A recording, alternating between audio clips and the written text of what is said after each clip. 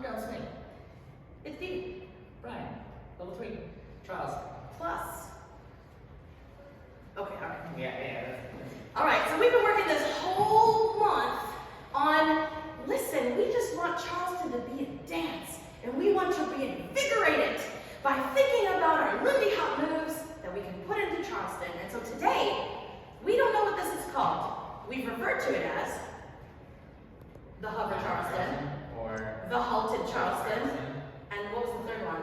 I don't even remember. We don't know, but it looks like this. A lifeline. Ooh, and then we add some turns. Hey, ha, ha, ha, ha, ha, ha, ha, ha, ha.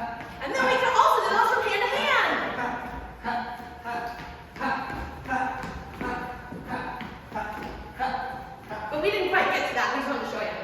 And then the last thing that we did, Was this like weird tandem? we thought, hey, could we put a barrel turn into a tandem Charleston? And the answer is yes, you can. And then do something weird with it afterward. And the answer was still yes,